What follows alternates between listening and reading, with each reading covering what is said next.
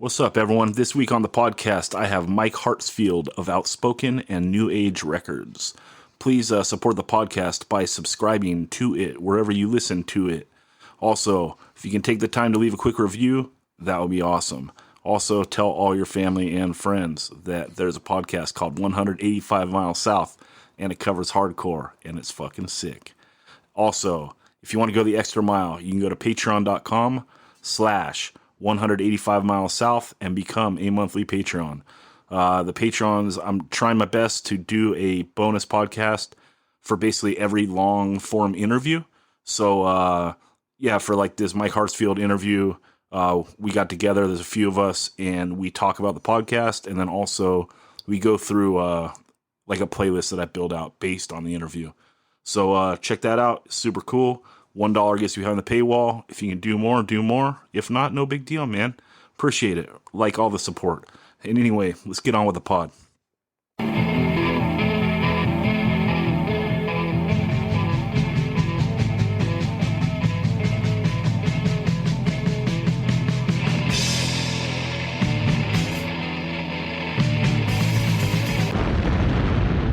"185 Miles South", a hardcore punk rock podcast.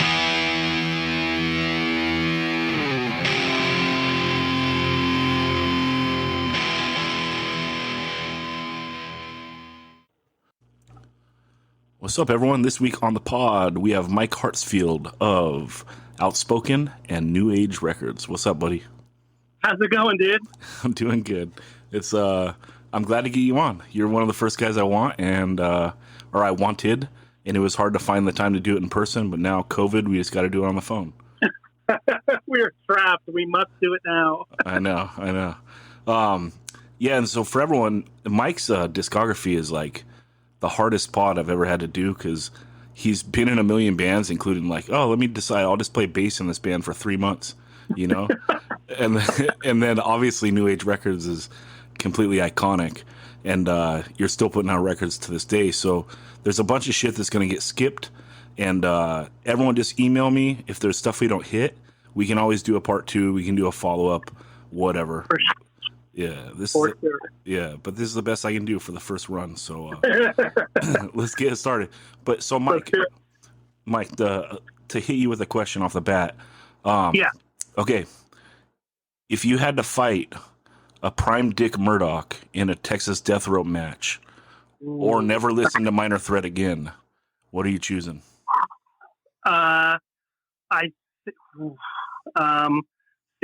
We should have prepped for this. I'm gonna say I would take on Dick Murdoch. Hell yeah!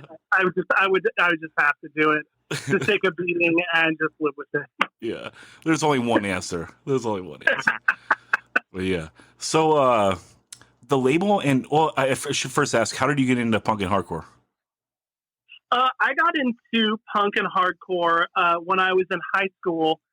Friends of mine that I met just through kind of being involved in music, and a lot of the guys involved in better music were kind of outcasts, like the punk guys, the metal guys.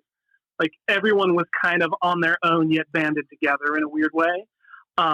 So I came from the metal scene.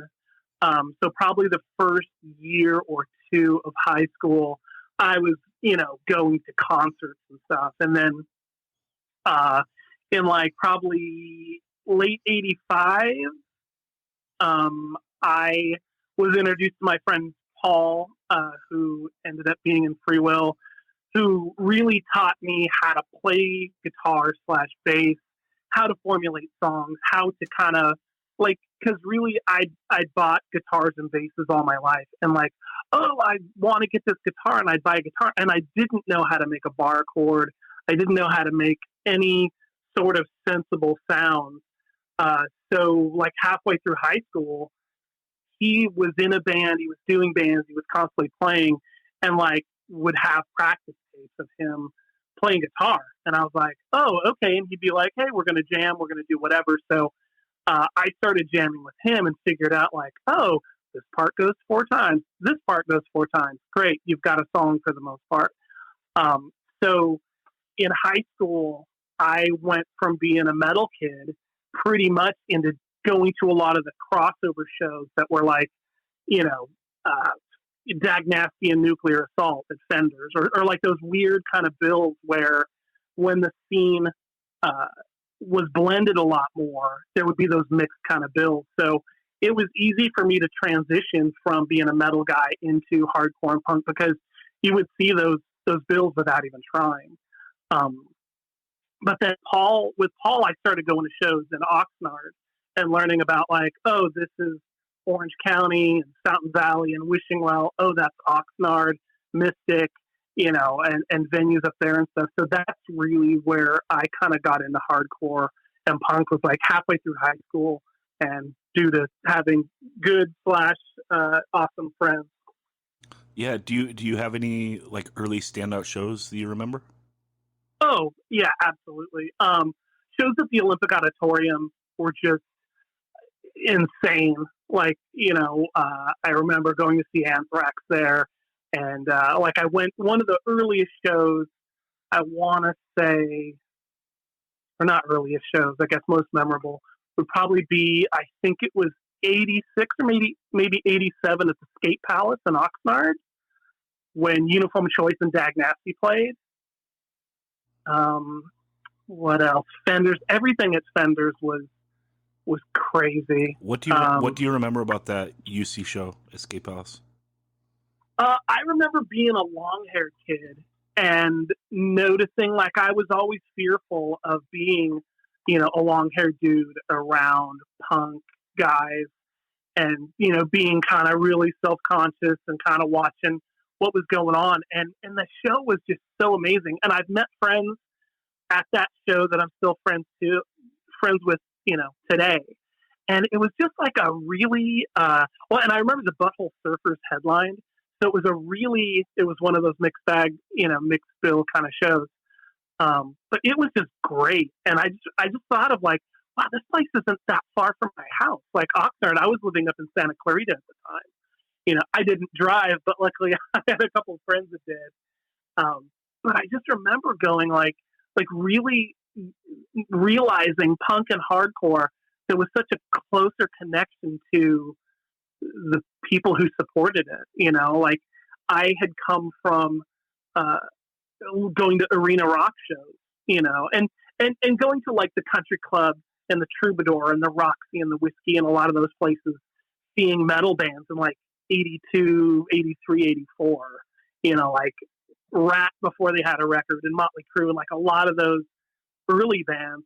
But there was always like that rock and roll kind of sort of attitude when you would go to hardcore shows, and it was like, oh, that guy just drove his car here and he got out and just walked through the show, and then now his band's playing. And it was just like a more down to earth, more reasonable, more an easier to grasp and understand kind of situation.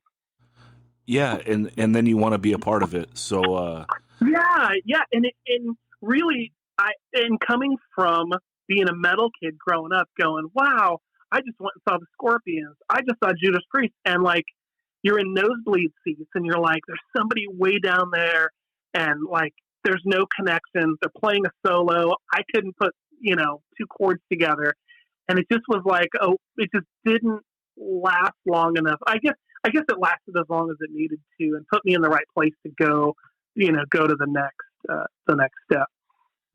So Free Will is your first band, correct?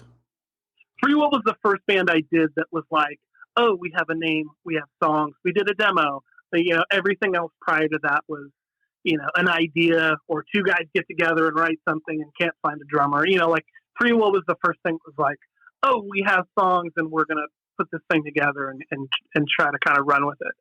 So do you do a demo before you do the LP? Yeah, we got together in late 87, and I think we recorded the demo in the first couple months of 88.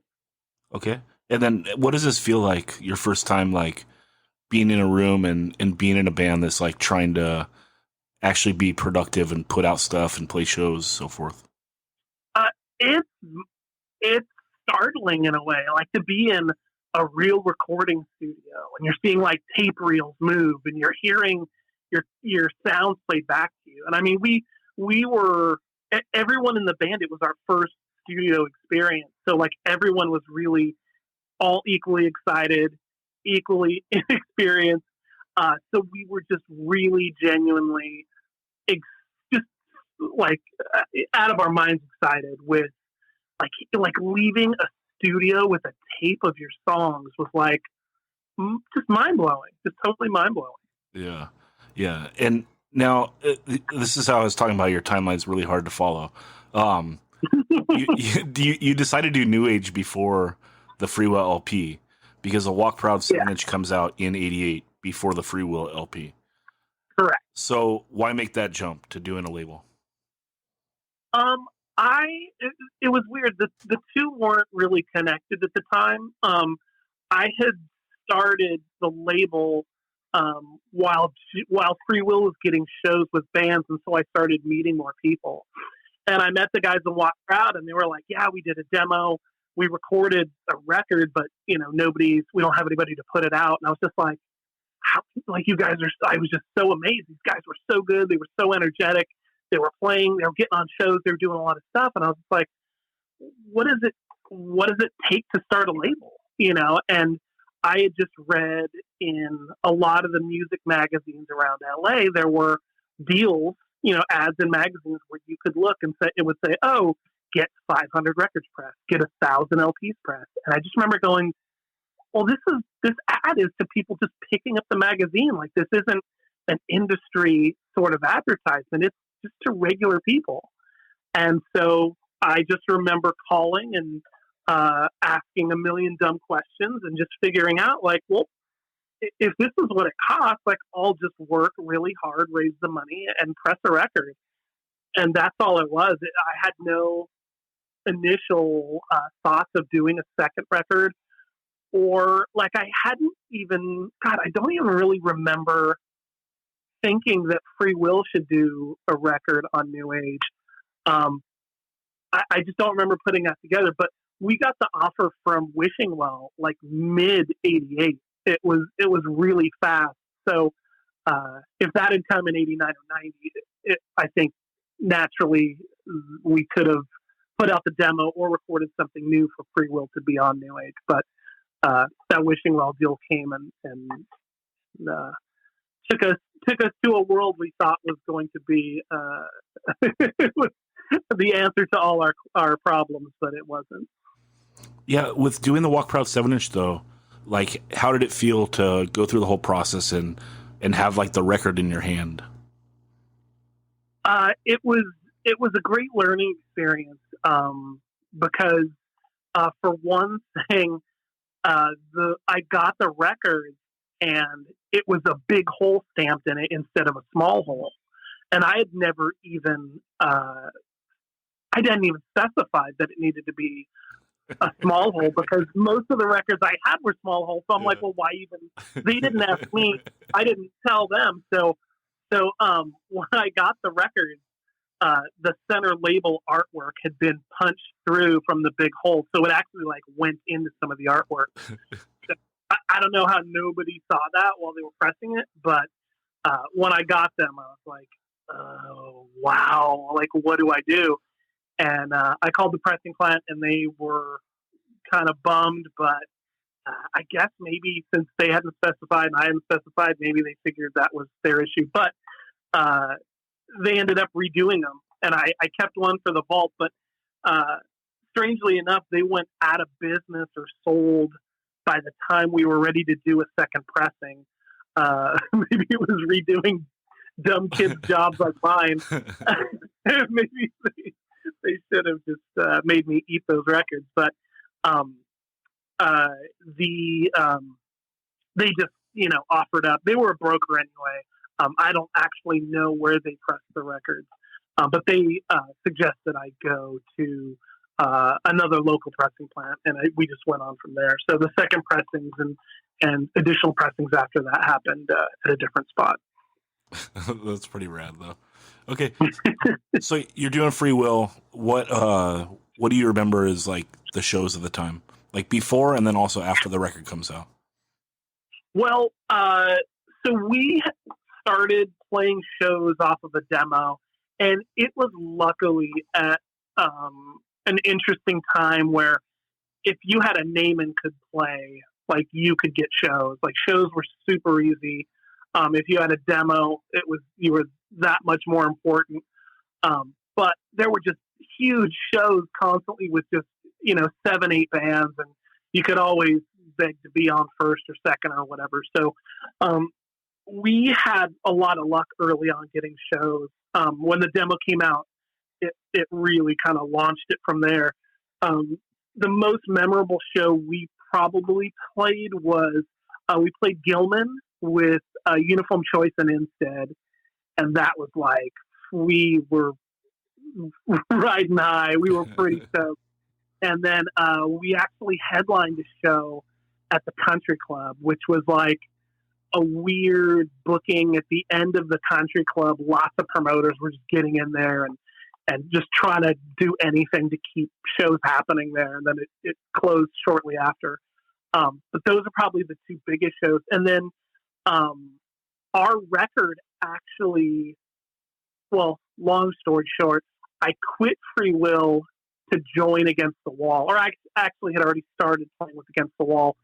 But with Free Will, we kind of started having some creative differences, and I thought we were kind of becoming a little too melodic, or maybe not too melodic, but maybe just not hardcore enough, which was really stupid for me at that time. I think I should have just probably thought it out a little better and stuck around.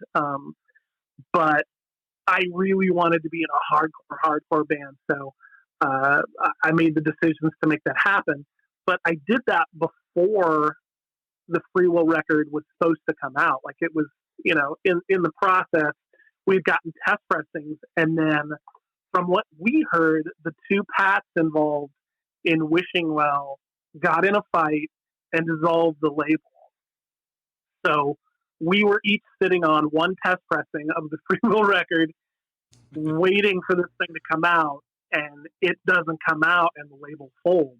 Fuck. So that's like halfway into '89, probably. Yeah. And it's just we were so bummed because in high school we would go spray painting, at skate places we would go to, Fountain Valley, Wishing Well Records, and we just had these stars in our eyes about, wow, Wishing Well Records, Youth of Today, and Uniform Choice, and Blast, and like all these Wishing Well things. We were just like, oh my God, we were so in awe.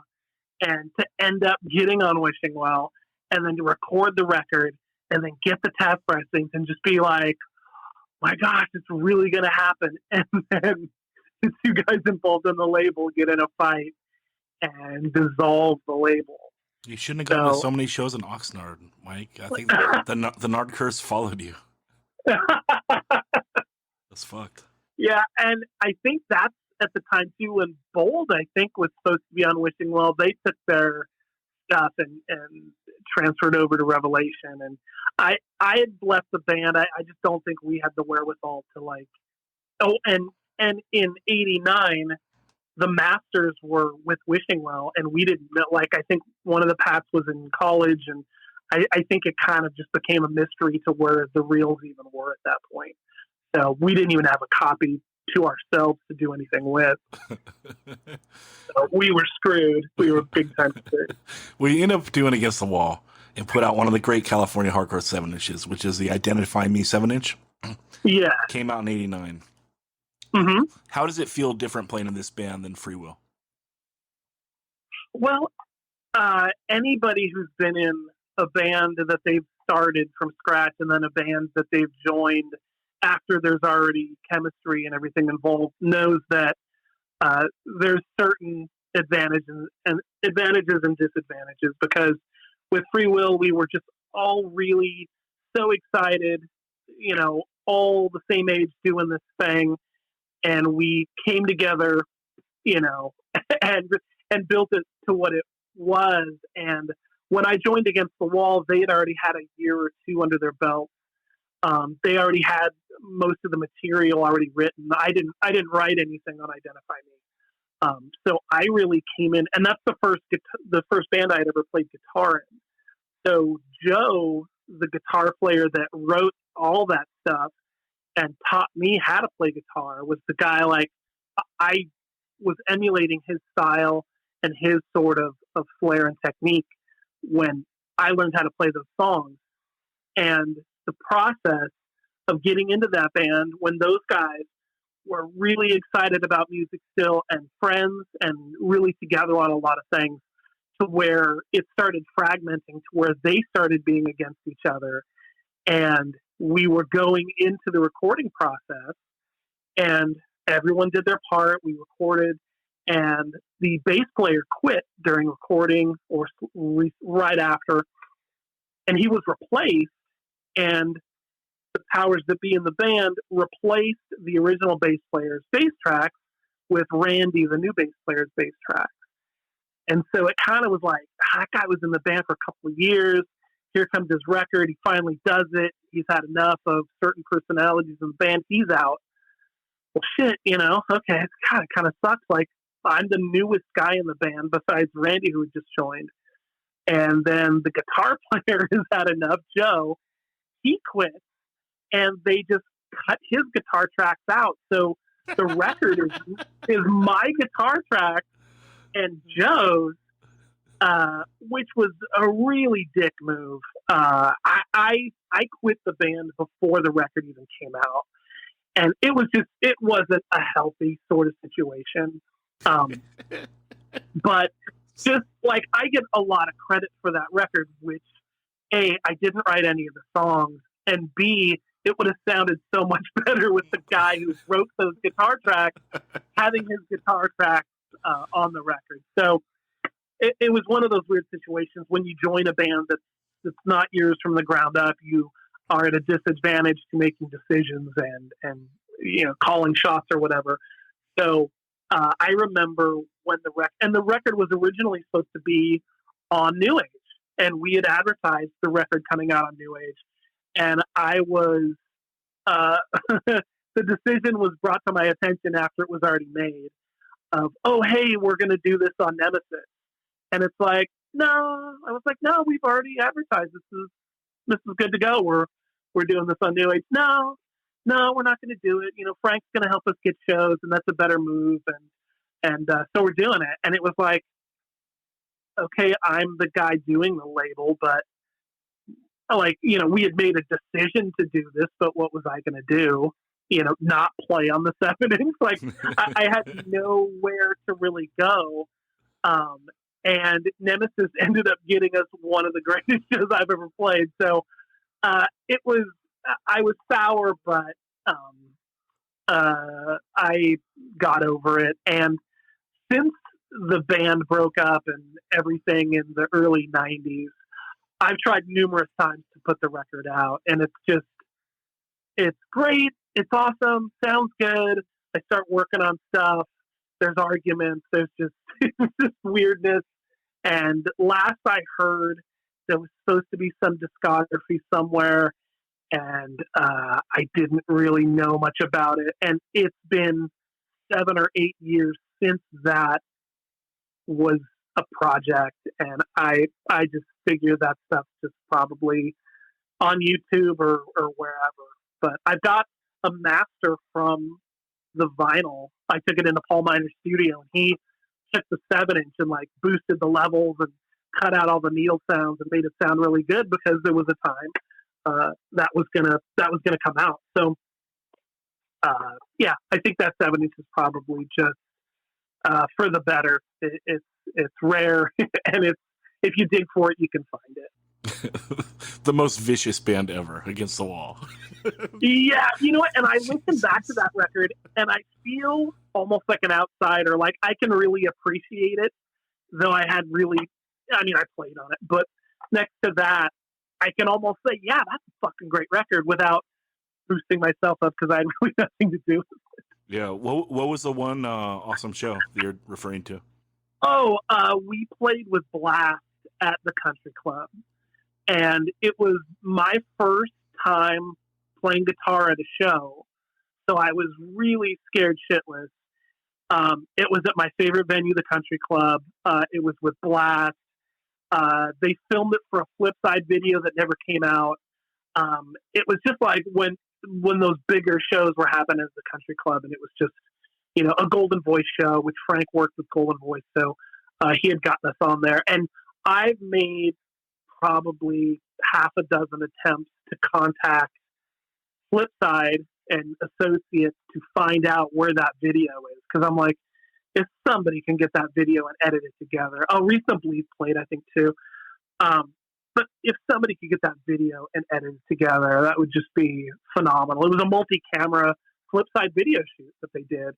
And I had heard, I think the word I got back was that Flipside had a storage unit that was either burglarized or somebody didn't pay rent on it. So I'm sure all the Flipside archives were just auctioned off or dragged into a dumpster or something. So I've never seen video of that show, but we signed releases of stuff before, so I know it was like a real project they were working on. That's insane. Well, yeah. If you didn't enjoy your time Against the Wall, though, like at least it provided the catalyst for you to move from Free Will to Against the Wall, and then to do the most important project that you do, which is Outspoken. And you do a demo first, and the demo got re-released as like a 7-inch after as well. But so when is the demo? Like how much earlier than the Survival 7-inch? The demo was recorded in early '90s. Okay. And the Survival 7-inch, I think, was recorded in late '90s. Okay. Because the studio that we recorded the demo, it was the same studio we recorded the Survival 7-inch. And when we went in, when Outspoken formed, it was kind of a similar thing to Free Will. Like when Free Will formed, it was myself and Paul, the guitar player, and we'd found Scott, the singer, and Charlie, the drummer. So like they came as a package and we came as a package. So when Outspoken formed, I knew John Coyle through shows and things. And he and I started talking about doing something new. And he was like, well, hey, I got this drummer I already started working with. We've got like basically a demo. And I'm like, well, I know this guy named Dan Adair, who's my buddy who plays bass, and he's a great guy. And so it was 2 and 2. And so that we just put Outspoken together as easy as that. And so when we recorded the demo in early '90s, the original tape we took home from the studio actually has a version of Survival on the end of it, just because it had already been written. And we just went through it in the studio and recorded it live. Let's just get it down just so we have it on this tape, and it's recorded in a studio. So there was no additional tracking or anything done. It was just raw sound. So both were recorded in 1990. So I would say a good couple months between. Okay. And is Outspoken playing shows like prior to the demo, after the demo? Yeah, our first show was in February of '90, if I'm not mistaken. And I don't know the actual date of recording, but luckily it was that early time where you just knew people and shows were easy. And I mean, we played garages, we played, small shows, we just did whatever. But between doing but shortly after, recording the demo, playing shows before and after, leading up to the Survival 7 is by that winter we went on tour. Awesome. So after the 7-inch came out in '90, we did a trip to Arizona and back, and then we went up to do Seattle and Olympia, if I'm not mistaken, and Portland and Gilman, and then came home. So, and that was in a Ford Escort. Awesome. So rad. How were you received? Good. I mean, we were incredibly unknown and very straight edge, so we got those kids that came to the shows. But of course, you're on tour, mixed bills are even more plentiful. So we actually played when we played Portland. Our show was actually with L7, so we played to their crowd, which was like, we were thankful for the show and the opportunity, but it wasn't our crowd, and there was maybe a handful of hardcore kids. But when we played Olympia, we played a basement for just the local hardcore kids, so we were getting out there, but the shows weren't tons of exposure. The Phoenix show was bigger, but that was completely insane because we'd gotten the shows through friends in Arizona. We played with that band Counterpunch that was on the New Age 7-inch comp a long time ago. They got us the show, so we're like, okay, great. You know, we're playing Phoenix with guys we know, and this will be great. And we got out there, and the entire club was run by Nazis. Fuck. And we were just like, wait a minute. It was like in a movie where you're like, wait, what's going on here? And we're like, she's got a swastika tattoo. Like, what? And like, we were so innocent to the world, I think, at the time. We were just like, wait, the security are all Nazis. Like, what's going on here? And there's hardcore kids and there's metal guys. And we're like, it just was, it just didn't add up. And so, as Coyle was known to do, which I admire him till this day for, we played the song Blind Leading the Blind, which is of course against racism. And he stood on stage and said, the song's called Blind Leading the Blind, and it goes out to all you Nazi motherfuckers. and I don't think we knew, or maybe, but I don't think we really realized that, like, that's the security, that's who's running the club. And before we even struck a note, there was like 14 guys on stage, like, ready to kill us. And it was just, what the fuck's going on? And John never backed down in situations like that. It was, I just remember him kind of laughing, and the security that were Nazis got between us and the crowd that were Nazis and kept the crowd off of us. And we just could not figure out what was going on. And so we played the song, we finished the set, and we were kind of packing up, and we started talking to the security. And they're like, yeah, we're Nazis, but our job is security, and we've got to keep this place secure, so we can't have fights. And it was like, so you kept your Nazi friends from beating up the guys who talked bad about the Nazis because you're security guards and you take pride in your job. And it was the strangest shit.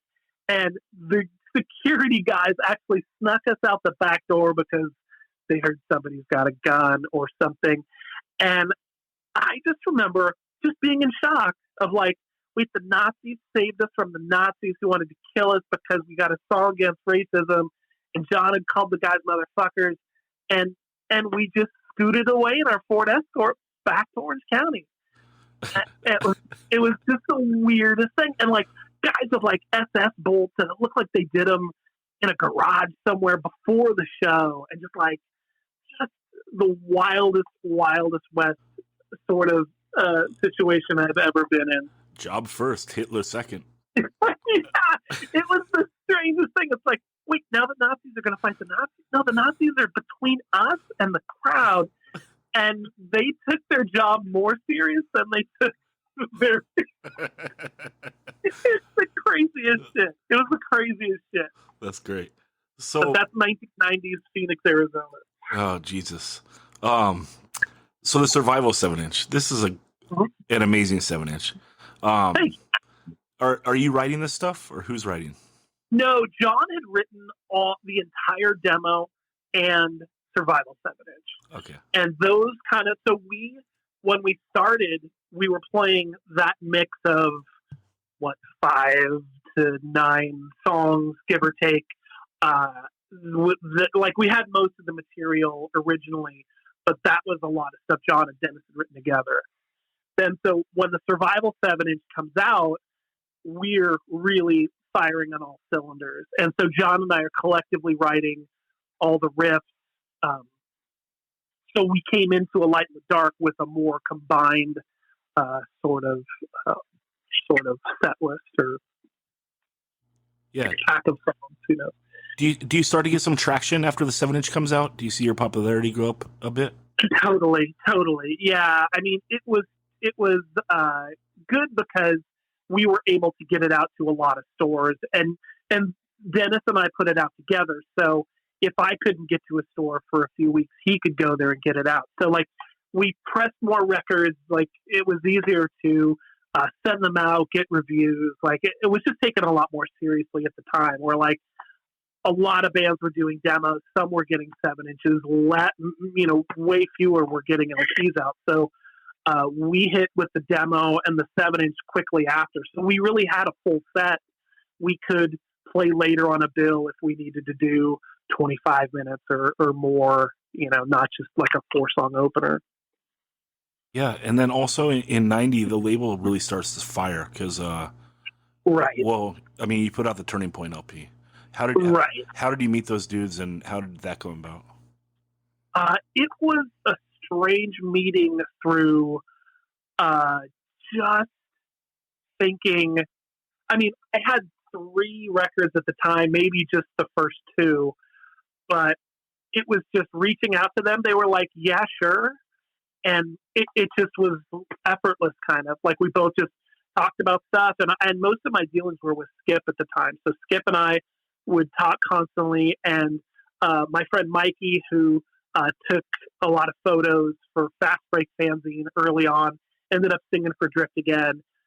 He and I were really close. He and Skip became really close. So the 3 of us would talk constantly. And Skip came out here for a visit. I went back there for a visit.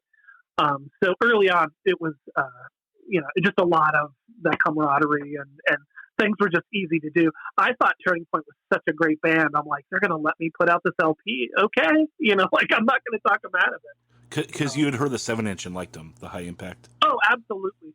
And at the time, I thought I was getting more of that band. Like, oh, this is going to sound like the 7-inch plus, when between that 7-inch and what they turned in for the LP was just light years different, more advanced, incredible songwriting, incredible musicianship. Like they really took a leap between those 2 releases. Yeah, agreed. The other thing you do in 90, I think this is one of the most underrated 7-inches of all time, is a Powerhouse 7-inch from Florida. How did they show up on your radar? You know what? I had gotten their demo, and I heard the demo, and I liked it. And there were some rumblings about, Powerhouse, this new band, and I just remember kind of being on the fence about it because, like, all of a sudden I was running a label, and it was kind of like projects were turning into, oh, this is like really getting steam, and so at a time I was just like, well, if I like the band and they're willing to do something, why shouldn't we do something? And I just remember Mike Madrid from Against the Wall going, dude, you better put that thing out. And I was like, huh, okay. And I just remember being like, that being the final deciding factor in, oh, okay, I'll put it out. And and the 7-inch did really good. And I think they had some aspirations for being like, they thought like the 7-inch was a launching point and they were going to do, some huge shit. And I just remember they started having lineup issues and they ended up just kind of sputtering out. But yeah, what a great band to come out of Florida and really like put Florida on the map in a lot of cases. Yeah. People got to find that and listen to it. It's so good. It's like it's the closest thing to Side by Side that there is, I think.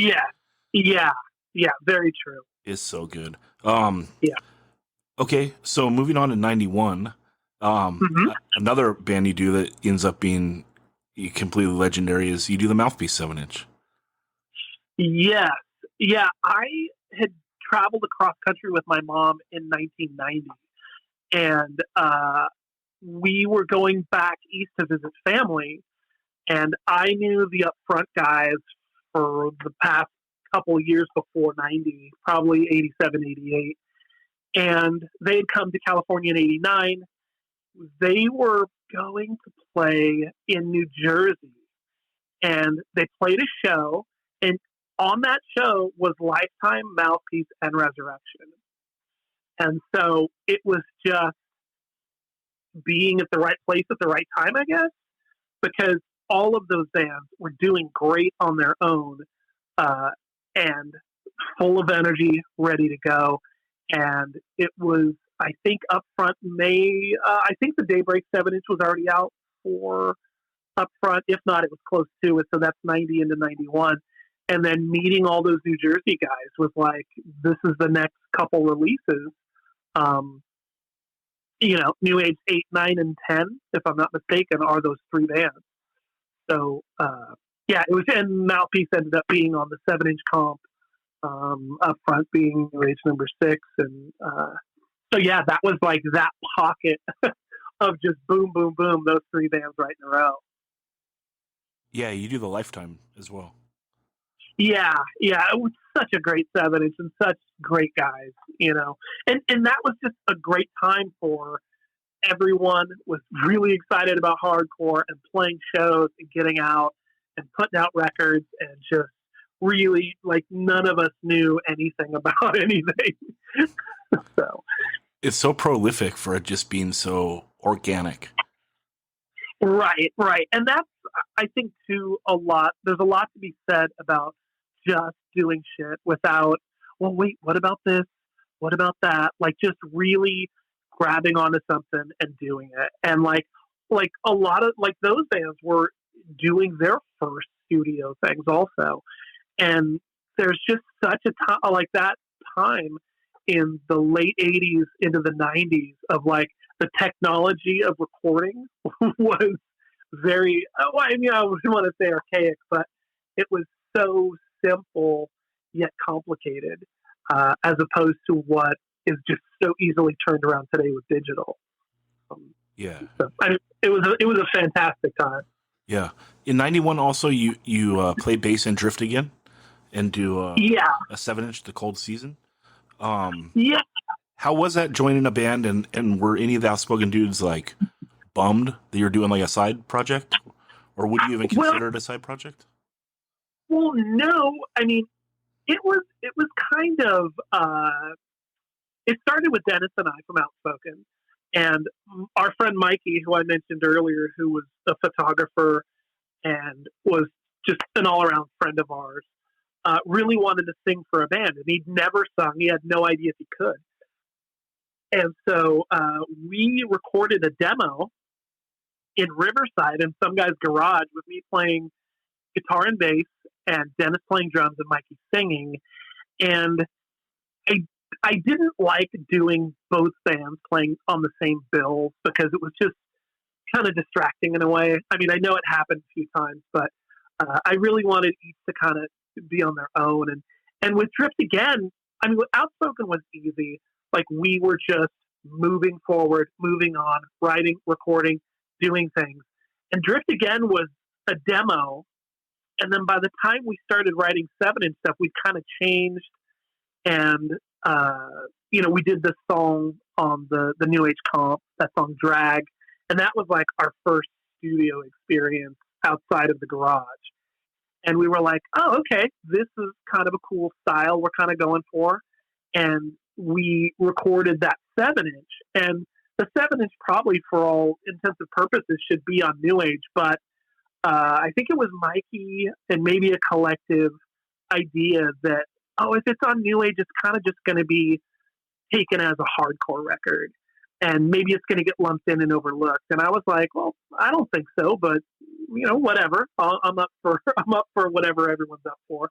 And so we started another label, Dennis and I, that was called Network Sound. That was like, this is going to be the place for things that aren't just hardcore or aren't straight edge or aren't this or that, to where maybe things here will kind of sit on their own, which kind of sucked because nobody knew what the hell a Network Sound was.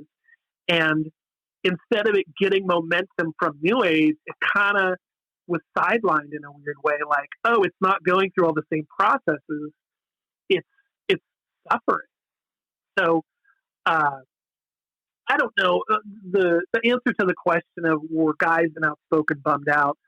I think there was a little bit from certain people, but nothing ever spoken and nothing ever got in the way.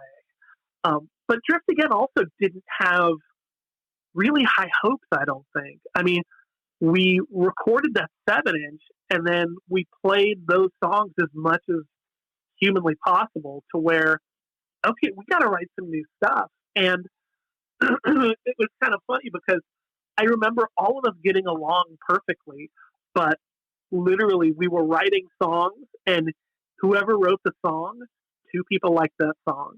And whoever else wrote the other stuff, two people liked that song. And I just remember a practice where we were just, there were two sides to the style we were writing. And one was kind of sticking with where we were, and the other one was kind of like a little more rock at the time, a little more 90s, a little, I don't want to say grunge, but a little more freestyle rock maybe. And it was just kind of a shoulder shrug, and it's like okay, we'll talk to you guys later. And it just dissolved at that point. There was no really like, we're breaking up. There was no fight. There was no nothing. I don't even know if we played a last show. I think we were just kind of done. And there that goes. Yeah. And then let's move on to 92. Yeah. Yeah. So this is, again, really prolific. Like almost all this new age stuff is. You do the Unbroken 7-inch, so You Won't Be Back. How do you meet these guys, and what are your initial impression of the band?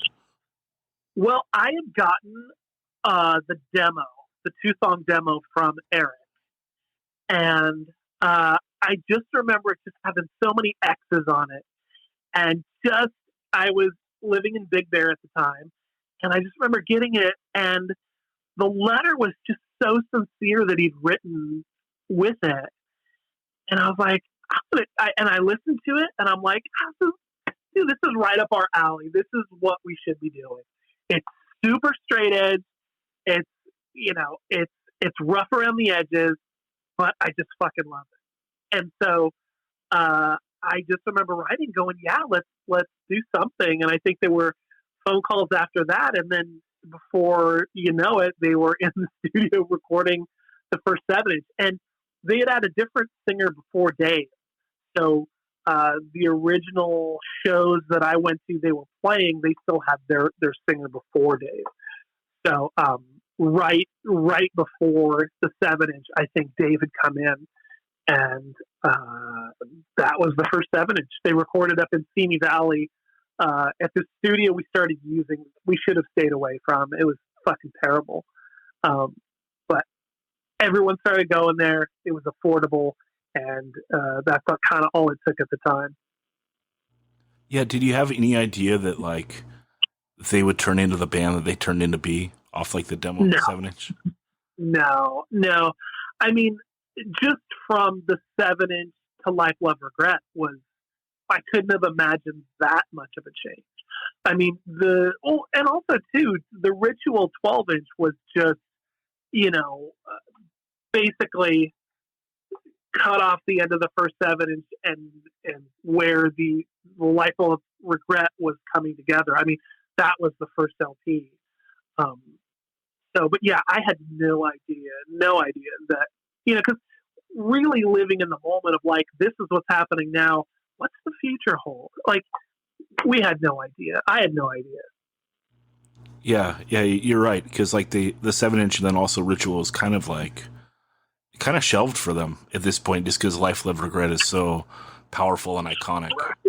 Yeah, and one of the things I remembered kind of being bummed out about was seeing them after Ritual had come out, and they already had like a bunch of new songs. And I just remember going, God, but Ritual's out, and like, you should play Ritual songs. And they were like they were just moving on, moving forward, writing new stuff, breaking boundaries, and just like moving in a different direction than the guy who put out the record thinks, oh, you should be playing the record songs, like, because that's where my head's at. And I'm thinking, the crowd wants to hear these songs. I can only imagine. Yet They were doing their own thing that was going further with people than my thought process was. Yeah, to stick with them just for another minute. What did you think, like, the first time that you heard the Life, Love, Regret LP? Well, I was really blown away because their strong points were being a great live band and writing great songs. and also their ability to be simple yet big.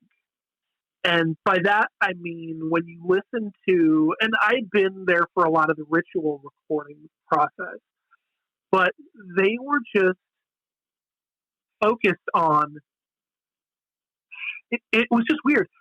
They didn't overdub guitars and track this and splice in this. And there was just a beautiful, natural, creative process when recording. Nothing was overdone. Like, they didn't sit and dwell on things, and like everything's very live, very raw.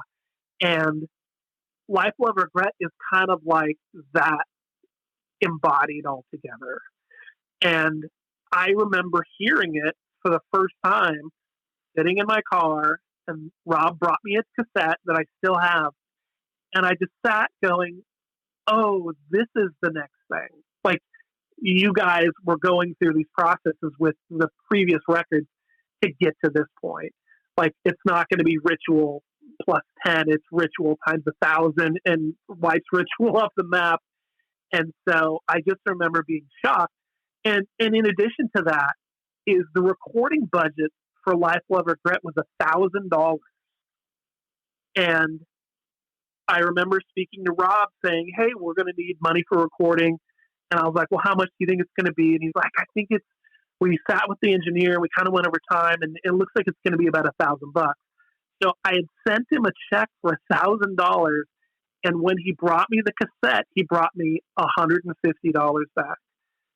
And I was thinking, like, why are you giving me $150? And he's like, oh, the record only cost $850 to record. We finished early. So rad. And I just remember going, dude, you're so honest. You didn't bury this in like pizzas or like going out to dinner, doing something. Like, you actually brought me change, making Life, Love, Regret cost $850 to record. And it wasn't even, oh, hey, we better hurry up, we've only got $1,000. It was like they knew how their process was, and they sat with the engineer and just figured out the amount of time they thought they needed, and they just happened to finish early. So rad. Yeah. All right, back to 92. In 92, Outspoken does its first LP, or its one LP, A Light in the Dark. Yeah. What was the process like after doing the 7-inch, focusing on like writing these songs? And were you looking at like the big picture too, like of how you wanted to craft an LP, or are you just writing song? Well, we had previously done a cassette single that had two of those songs. One of those songs. I skipped the cassette single, the Don't Admit Defeat cassette single, 1991. Yeah. So we, like, my songwriting coming into play, we had started, we were doubling the amount of songs we were able to write. So we started writing more towards the LP, decided on the LP. And the studio we had done the cassette single at was a pretty good studio. Chorus had gone there. We'd done the Drift Again single there. There was a handful of bands going in and out of there. And so when it came to the LP, Dennis and I were working a lot more together. We were doing distribution together and all the Outspoken stuff together. And we made a fatal mistake with the recording. And when we recorded A Light in the Dark, we went to the same place that we had done the Mean Season 7-inch and the first the You Won't Be Back Unbroken 7-inch. The first Strife 7-inch on New Age was recorded there. And I don't have a great excuse besides we thought we would be saving money, I guess. But we recorded A Light in the Dark at the studio. And anybody who's heard the first initial mixes will concur that it's less than perfect. So we wrote and recorded the 12-inch, and we were pretty, hearing the rough mixes, we were like, oh yeah, sounds good. It's going to sound great once it's mixed. And we actually went to a studio out in Camarillo that was owned by the bass player from Rat. A guy named Juan Krausier. had a studio in his house. I'm guessing that's probably where they did Rat pre-production, but or maybe even recorded Rat. Who knows? But we went there. He was not there, unfortunately. But the guys we had recorded the record with had rented this place to mix. And through the big speakers and everything, we were like, okay, God, this sounds great. And once it was mixed, we got test pressings. We were like, everything sounds just fucking terrible. Like, it sounds flat. Everything just sounded horrible. And we were bummed. We were just too far along in the process. So the LP came out, and recording wise, we just had to grin and bear it. Like, we just kind of like, oh yeah, the recording, yeah, it's not so good. And we were happy to have the songs out because now we could play the songs and people knew it. But it was a running joke for, why didn't you guys record where you recorded the cassette single, or why didn't you record at West Beach, or the studio that the Epitaph guys had? And there were other studios that were doing good work, and we just made a horrible move and ended up with what we ended up with. And subsequent mixes afterwards, or after mixes that came after the fact, definitely shined a little more light on it. Like the discography on Indecision has that better mix. So it was saved, but it went down in our personal histories as a big mistake with recording.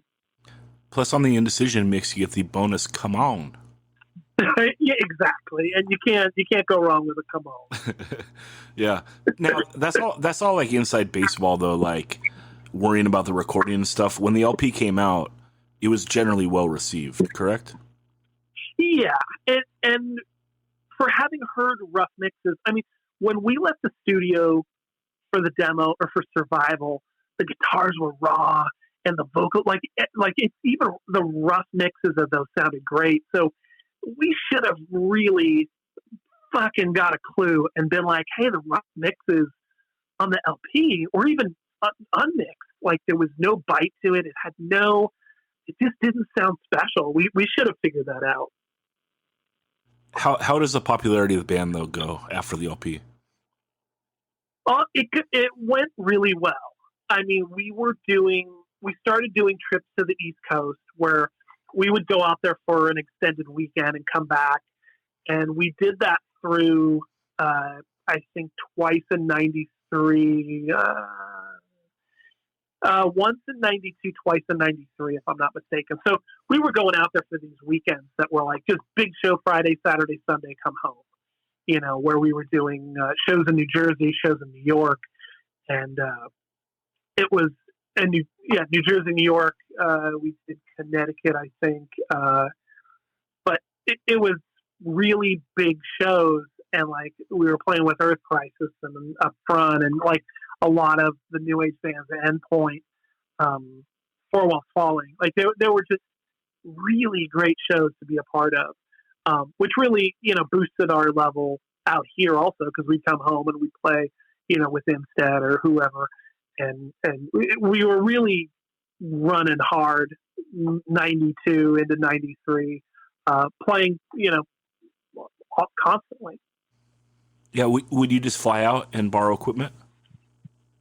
No, that would have been smart. We would either borrow a van. We took the Rev van one year. Dennis borrowed his mom's van one year, or one time. We would drive out with all of our equipment. We would drive cross country. John, who had a full-time job in San Francisco at the time, would fly in Friday morning.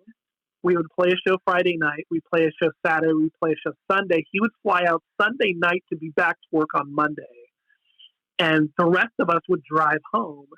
And we were self-sabotaging in a lot of ways, because not only was 4 guys driving across country, the first time we tried to do a show cross country and have John fly in early was the last time we did this.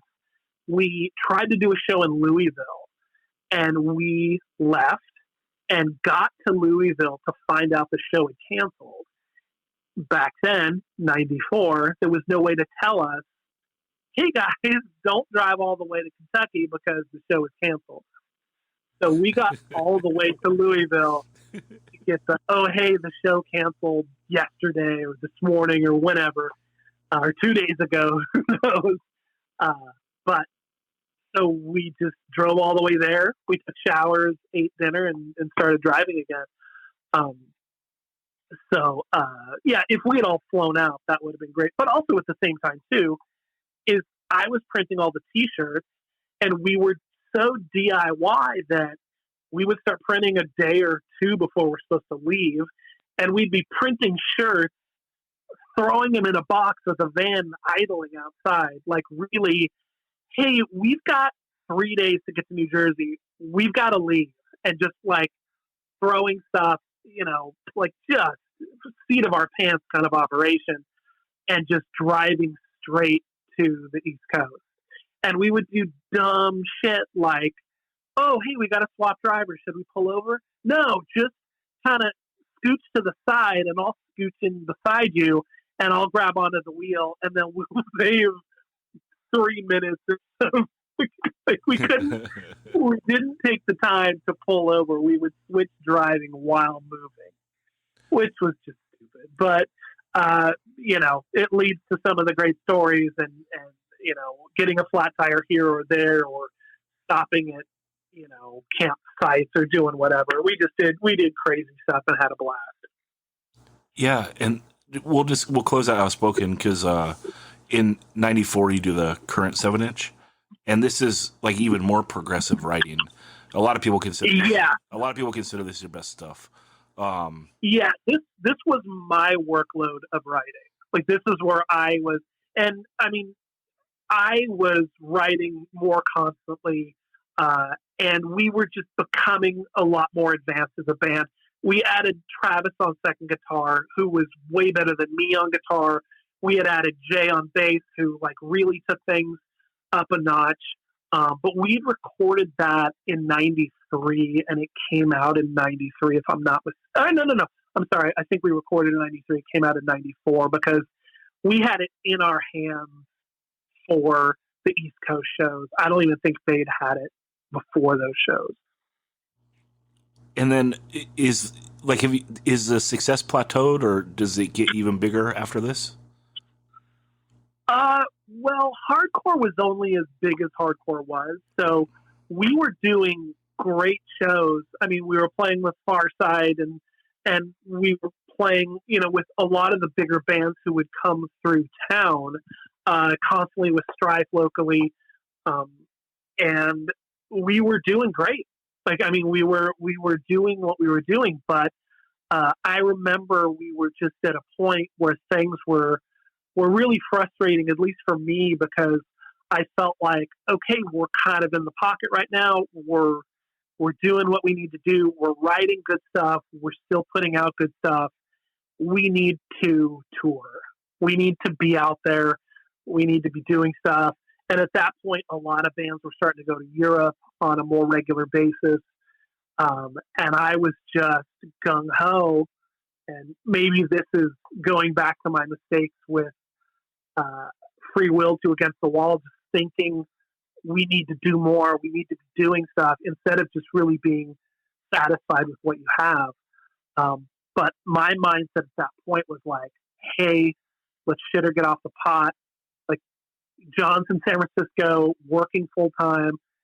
It's hard for him to get out of his situation and make himself available for the things the four of us are trying to do. And, Travis was busy with Mean Season, but still giving us his time. And we would really write and record practice tapes and send them to John, and he would write the lyrics. And so, like, a lot of times we would show up in the studio, or we'd show up wherever, and we hadn't heard the vocals before.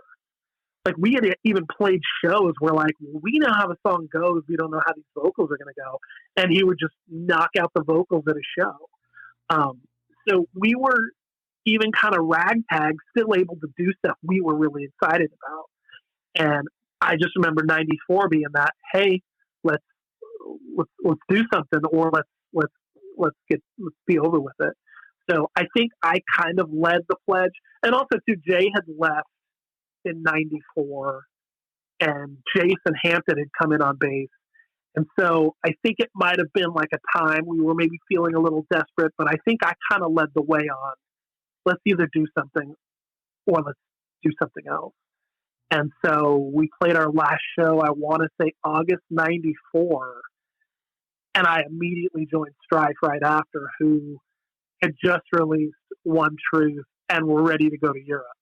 So it was kind of like, I'm not getting what I've worked for all this time, but I'm kind of getting the same sort of reward, I guess. I don't know if that's the right word, but it was kind of like if we're not going to do it, I'm going to go do it. So that's 94. Yeah, that makes sense. And so going back though, you do play on the Strife 7-inch, the My Fire Burns On, the New Age one, not the Indecision one, correct? Correct. Oh no, the Indecision was the demo which I played on. Okay. Which, that was just the demo we recorded at the time. And I just started playing second guitar for Strife in 91, I want to say. That lasted 91, 92-ish. And I can't remember if there was a reason for my departure or not. I'm sure there was. But you had to be pretty busy. Let's be real. Yeah.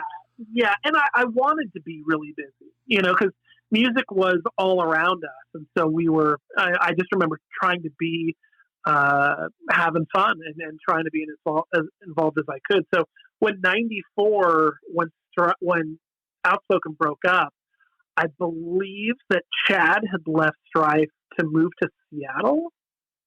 So the bass position just kind of opened up, and I was like, it was just really perfect timing for that to go. So we had actually gone on an East Coast tour with Sick of It All, and then right into 95, had done 4 weeks with Sick of It All in Europe, and then a week with Refused. What was that like going to Europe with a band the first time? Insane. Just insane. So eye-opening on so many levels, and just culture shock. Just going, I had grown up in Southern California. I lived here every day of my life. And you land in Germany and you can't read the signs, and everyone's speaking a different language. And I remember it being so exciting. Just really everything I wanted in an experience like that. And to go over with Sick of It All. We're touring with Sick of It All, who was well established and some of the most incredible people ever. It was, and with a high-end booking company like MAD, it was just really wait, we get food every day and we get to play a show. What more do you need? That's the essential for 5 weeks. Come on. What was the biggest show that you remember? God, they were all, it seemed, 1,000 to 3,000 people. I remember one show in particular that was, if I'm not mistaken, former East Germany, and it was just in the middle of nowhere, and it was this big concrete building that had power and lights and a stage in it, and literally I remember driving up going, where are we? This is what's going on? And inside was not much to speak of, and people came from every direction to the show. And it was just such a different experience too. And especially in 94 in Southern California, people were starting to get a little spoiled. I'm sure everyone, including me in particular, but I just remember seeing people that just loved music in Europe, and it wasn't as fragmented as Southern California was becoming, where every show was shows were mostly straight edge bands, and those that weren't were half straight edge, half just hardcore bands with maybe a Far Side type of band or somebody. But going over there, it was the people were so mixed, and it was so enlightening to see people just love music. Yeah, so rad. Yeah. 94, you play bass in Stone Telling and do an LP? No, I didn't. Well, I think there's leftover bass tracks on the Stone Telling, Because this is but like a Drift Again type project. Is it tied in? no, No, not no, Free Will. It's a it's Free Will. okay.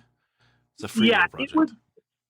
it was basically Free Will after I left, and I think they took the record that was done, and maybe they somehow got the reels, but somehow they redid a lot of the guitar tracks. They redid the vocals, and I think they redid some bass stuff. So on second thought, maybe they had some access to the Free Will reels, but it was basically the Free Will record and songs with an updated twist to it. Okay. So Stone Telling came out. We put it out on that Network Sound label we were doing. So then again, it was overlooked and on this ambiguous label that nobody really knew anything about, that had zero momentum. And I think they played one or two shows and really did not much after. Okay. You also joined Suppression Swing in 95, or do Suppression Swing. Is that correct? Yeah. The Suppression Swing came from basically being on tour with Strife in Europe, going, this isn't the band I want to continue in when I get home. And it had become, in the time when I was there playing second guitar in 91, 92, there were just different things going on. And I was just kind of like, I was getting that against the wall feeling where I felt like everyone kind of wasn't in the same mind frame.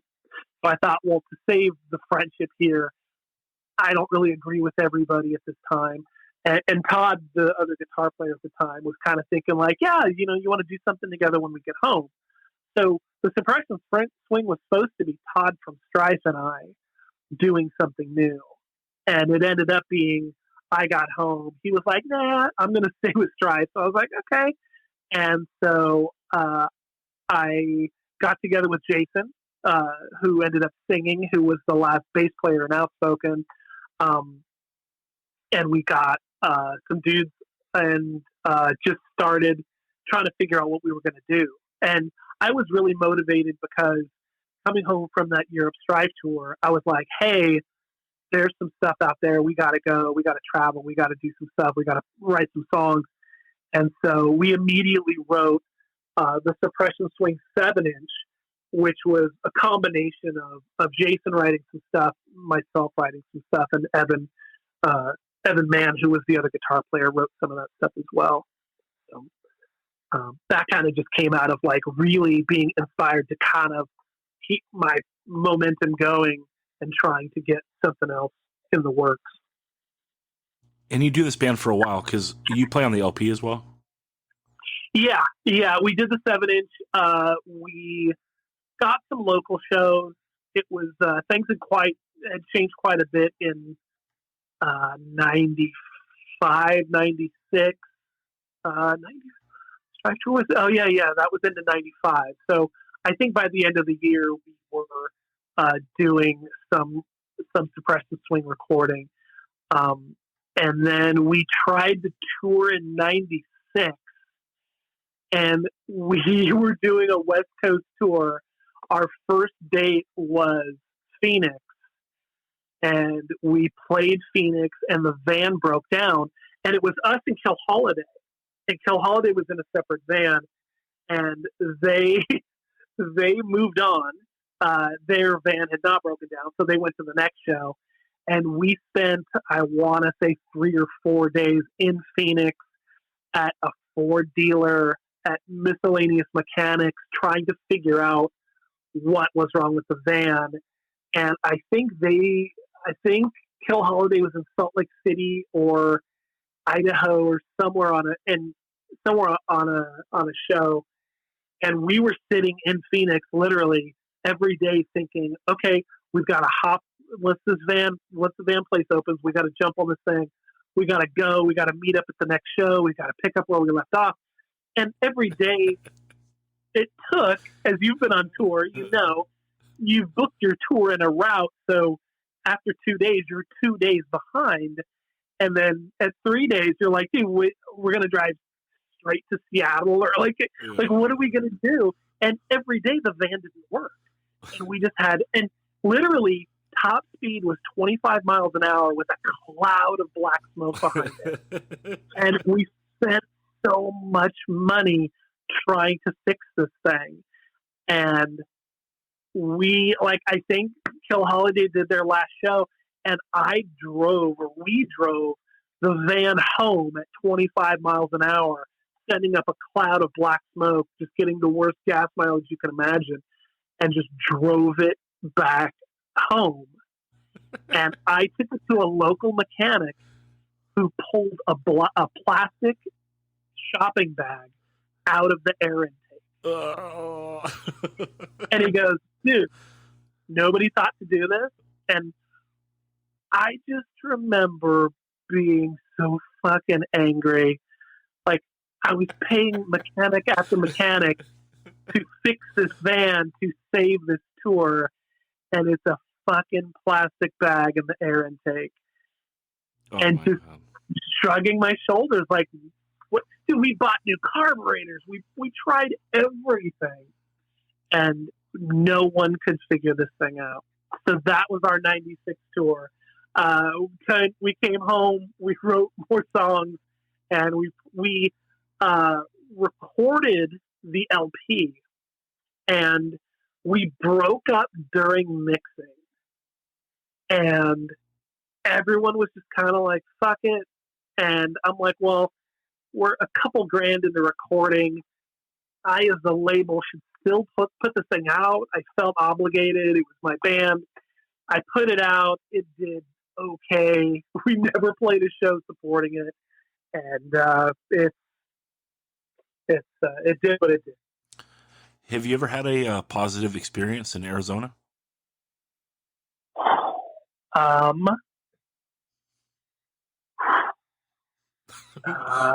Moving on.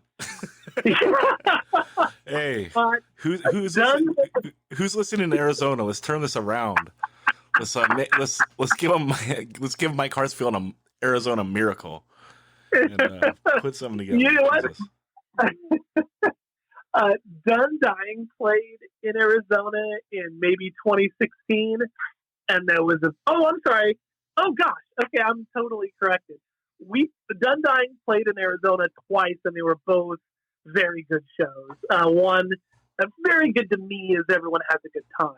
So one was probably 200 people, and the next one was probably 50 people. Had fun at both. So Arizona did redeem itself. All right, there you go. This is a happy ending. 96 is a sick year for the label, though. You put out some of my favorite stuff ever. I love the Redemption 87 LP, and I think it's one of the most underrated things ever, because you let it go out of press, though, Mike, so people don't know. Yeah. It's begging for a repress. Okay, I hear you. Well, I don't know. I mean, I guess I got one, and it'll bring the value down on my record.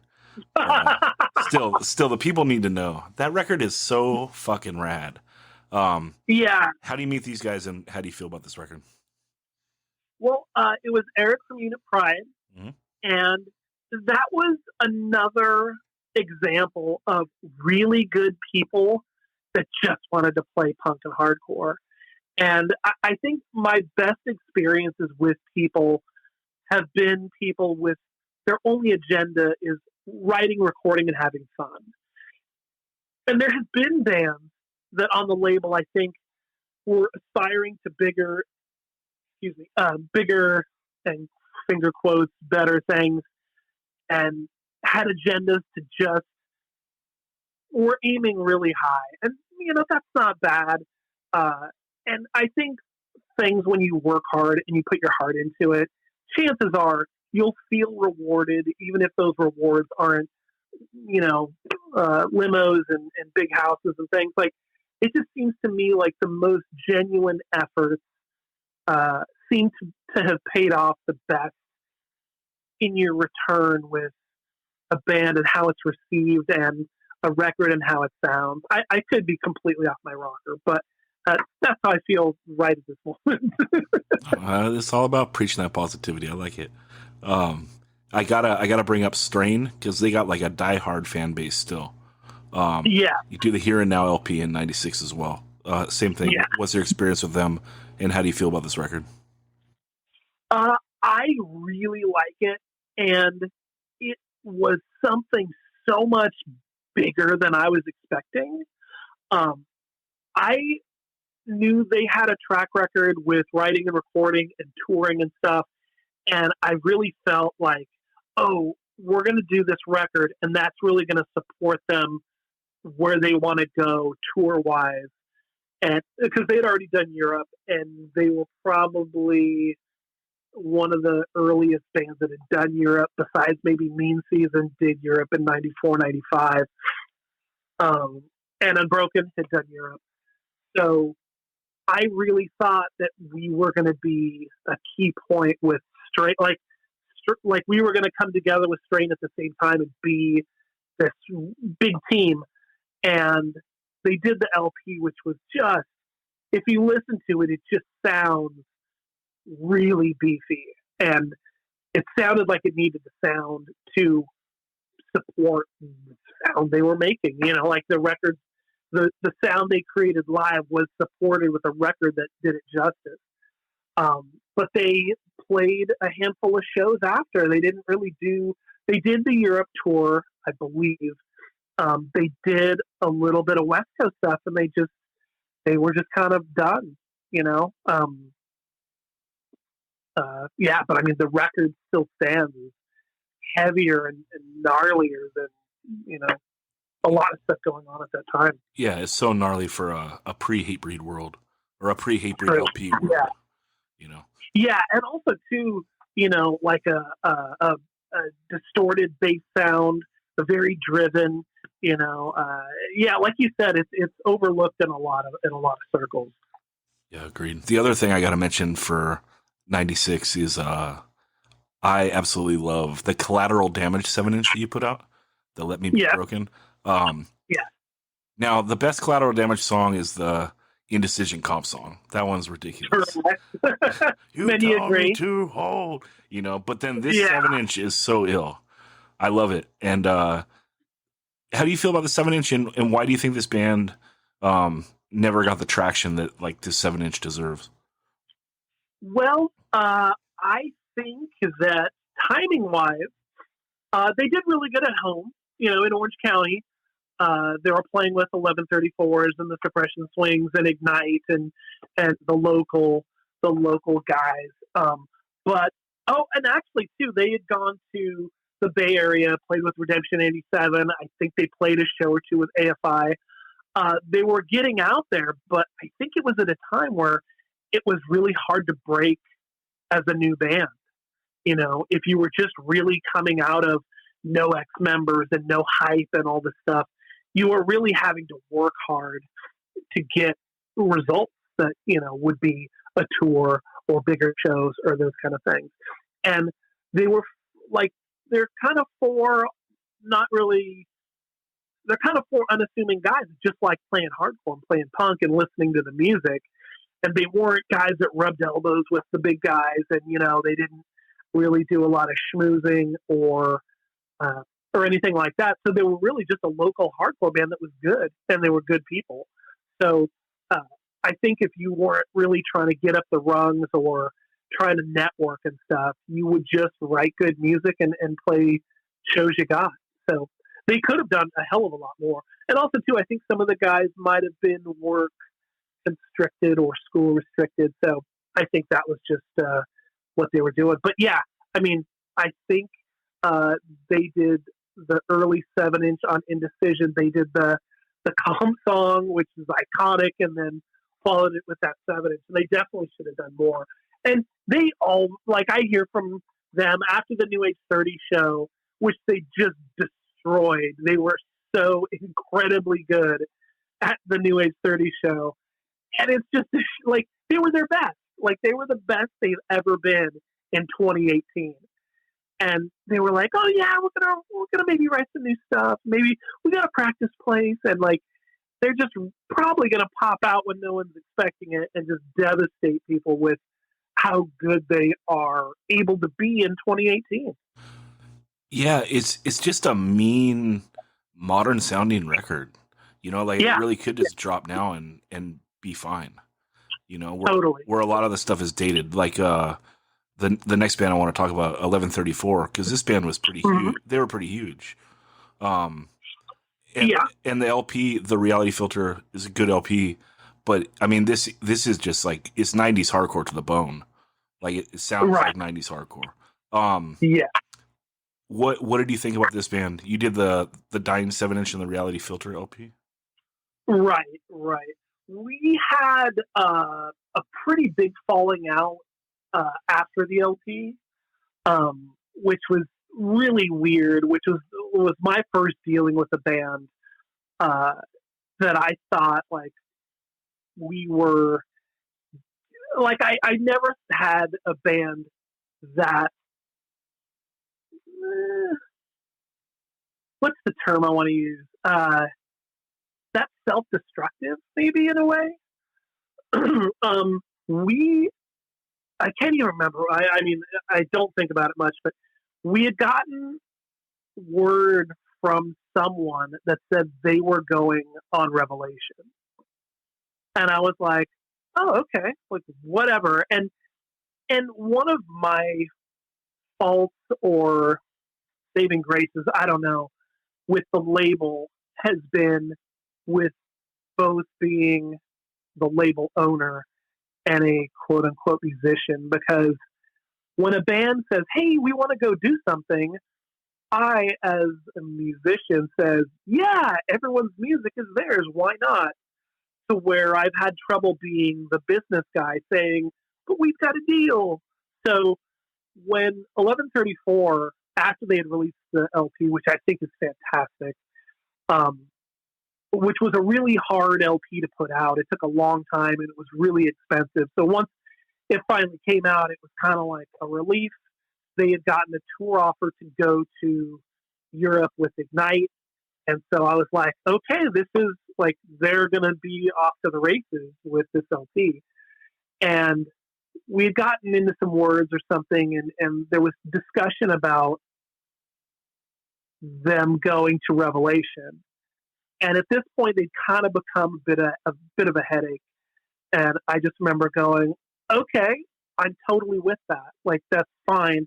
And, oh, Revelation's going to take over and they're going to press the Reality Filter. And I was like, sounds great. Tell Jordan to call me. Let's talk. Let's do this thing. Like, whatever makes you guys happy and gets me out of having to deal with the situation that had arisen, I was good. And so they told me we're on Revelation. And I'm like, okay, that's great. And so I had told the guys that I had working for New Age and Network Sound in Europe, who were now the guys running Cortex Records over there. I said, hey, we're not going to spend any more money on any tour support because they're on Revelation. And they were like, okay, no more money. So we stopped. Well, they were already in Europe, so it's not like we could have spent any more money advertising a tour that was in the process. But it was like, hey, they're going on Revelation. And so sometime after that, I talked to Jordan, and he was like, I don't know what you're talking about. And I was like, they said that you're interested in putting this record out. And he was like, dude, I don't know. This is news to me. And I was just like, what's going on here? Like, what's not connecting? And then the band called me from Europe, upset that I had halted any spending, which was everything had been spent already. And I said, you guys told me you were on Revelation. And so there were words back and forth. When they came back from tour, they owed just shy of 10 grand in merch and records. And they basically told me to go fuck myself. And so I was out 10 grand. And that was the 1134 deal. Fuck. Great intro though. Da-na-na, Yeah. da-na-na. Yeah. God, I love that intro. But that's Yeah, the fucked up. record's great. I'm not going to take anything away from the band. Payback Hartsfield, man. Send $20 a month. Yeah, You know. that would be fantastic. Well, they should send you the money so you can redo the Redemption '87 LP. But that is a perfect deal. yeah, agreed. Also in 1996, Hulk Hogan turns heel. What's your opinion on this? You know what? I have never been a Hulk Hogan fan, and I don't know if he could do anything to make me a fan. Like, I was always Hyper, I was Dusty, I was Flair. I never bought the Hogan deal. Like, I just never was into it. You weren't 7 in 1987, so that's why. Yeah, exactly. I mean, tell me your thoughts. Well, it was he's the master of self-preservation, and right. I mean, that's what he had to do. He was he was getting booed as a babyface, so you got to do a heel turn, or you got to quit. Right. So right, and it turned into another good run. But that was just a joke. we don't have to talk wrestling. So you take a musical break. Do you do anything between Suppression Swing and Amendment 18?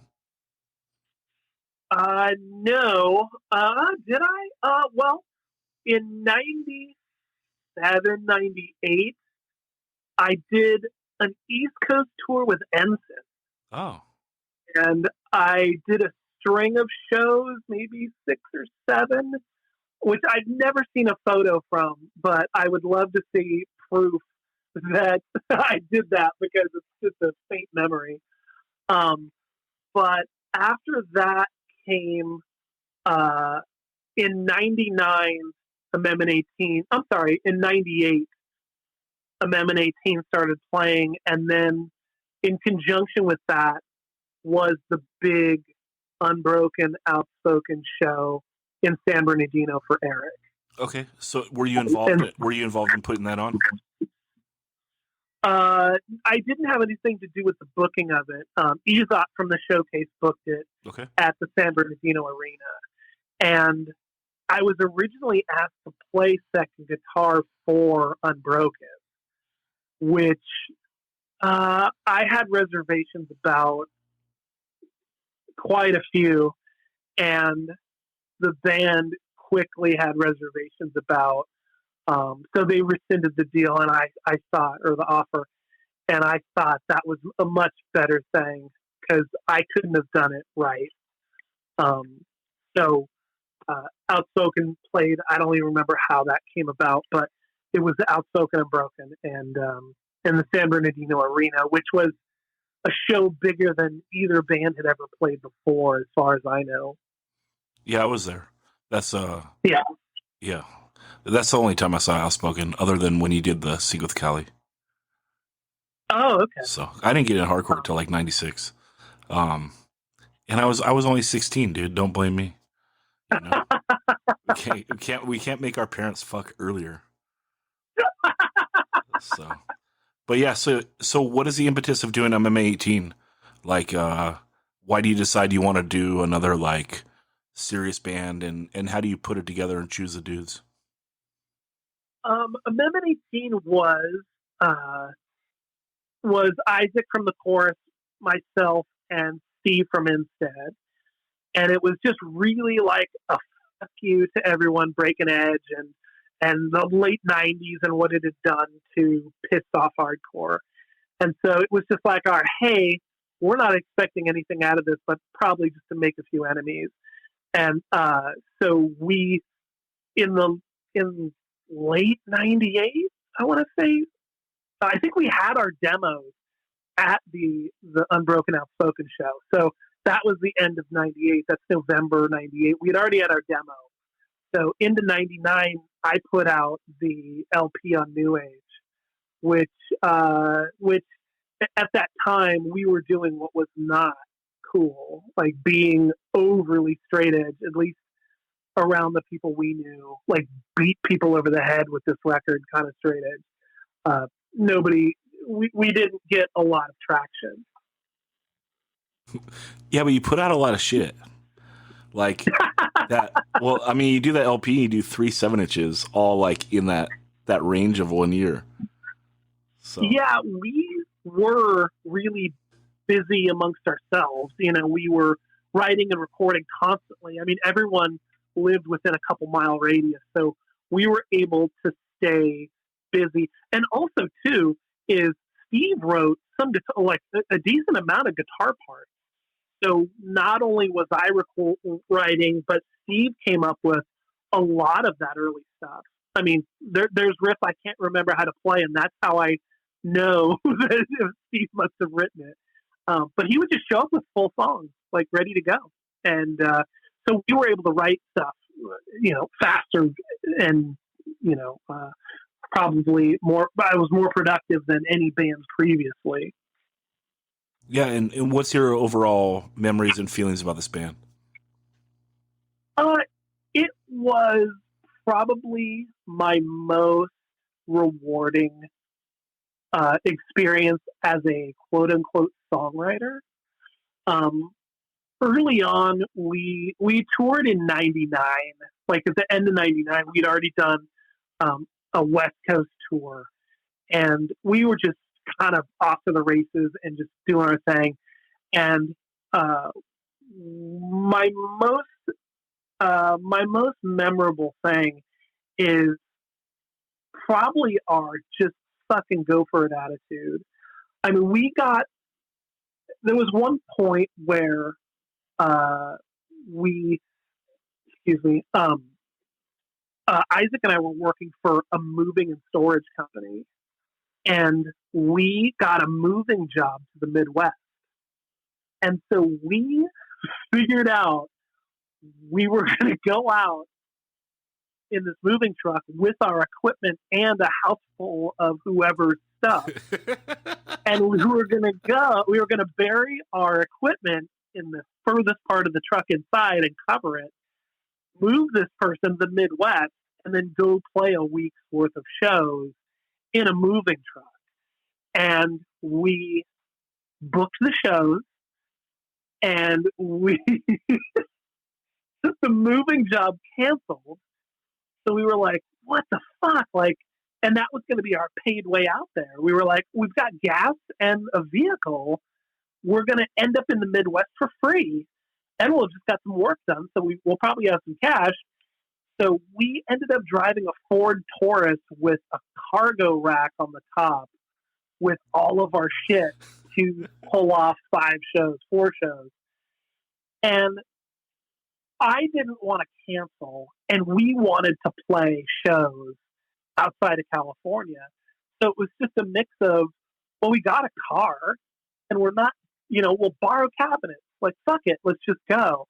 So luckily, we were at a time and an age and a level of irresponsibility where we were able to do a bunch of shit anybody in their right mind probably would have said, hey, let's just do that some other time. But the last 2 records we did were easily the most rewarding records. I don't think they're thought of as if people lay out the things I've written or recorded on. I don't think those records are a lot of people's favorites, just because I think, well, for whatever reason, but I think A18 really didn't hit anyone's radar really hard. Yeah, the 2 LPs, other than the new age one, they come out on Victory. Mm-hmm. They come out on Victory, and Right. Yeah, and you were able to do. You went to Europe, right? Yeah. We did a 7-inch on a Europe label with some great friends we ended up meeting, but a lot of the shows canceled. Some were smaller than expected. We just showed up because they said, hey, if you do the 7-inch, we'll book a tour for you. And we were just like, yeah, okay, sure. But after the first, when we did our first full tour in Europe, like we did 5 weeks off of the first record that came out on Victory called Forever After Nothing. And we did 5 weeks. We did some of the shows with Darkest Hour. It was just like a really great, we'd meet bands and play 4 or 5 shows together. it was a great, great experience where I think was the first time I felt like the band really had hit a point where we were really hitting all the right parts in the songs. It just felt like we were really doing something together. And the shows were great. We had great turnouts and stuff in Europe. And then we came home and wrote and recorded the second record. And actually, the first LP on Victory was supposed to be on Revelation, which is a whole nother story. Well, go ahead, bud. It's a podcast. We tell stories. Okay, well, we had recorded a 3-song demo, and we were sending it around like, hey, I thought New Age had done all it could do for the band, and I really wanted to spend my time writing and recording for A18, and I didn't want to have to do double duty, trying to promote the record as well as just being a musician for once, if you will.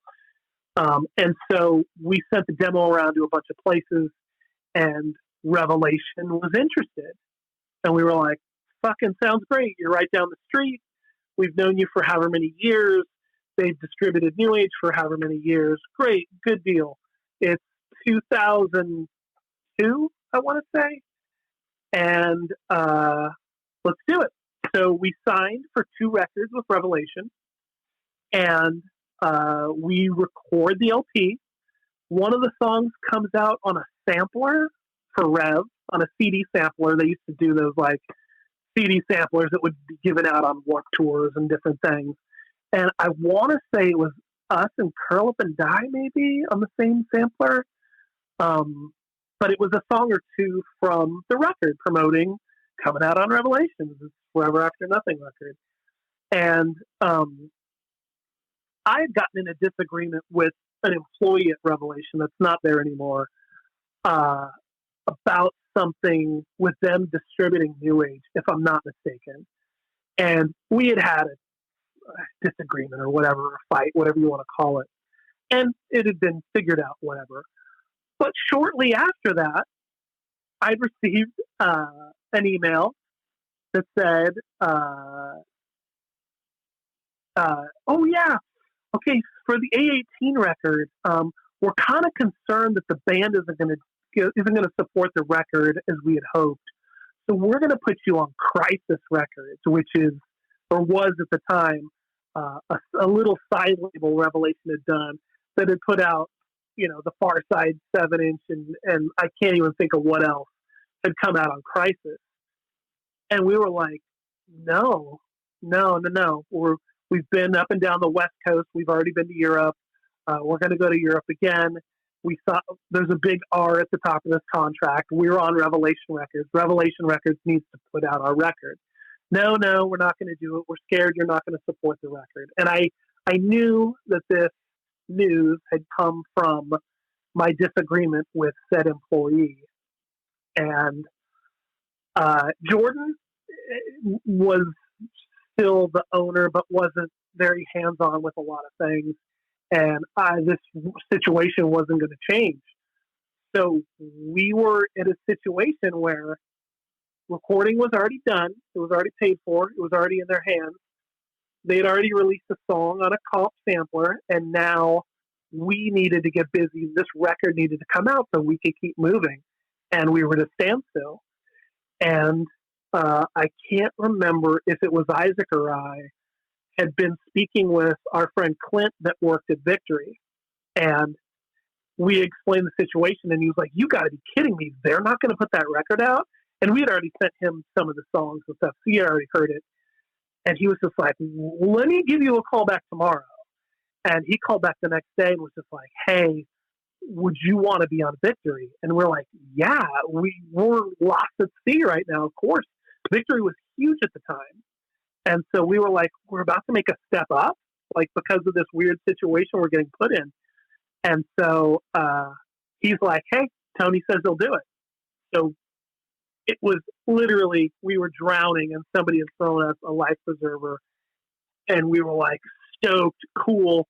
We got sidelined, but we're back on track. And this stands to be much bigger and better.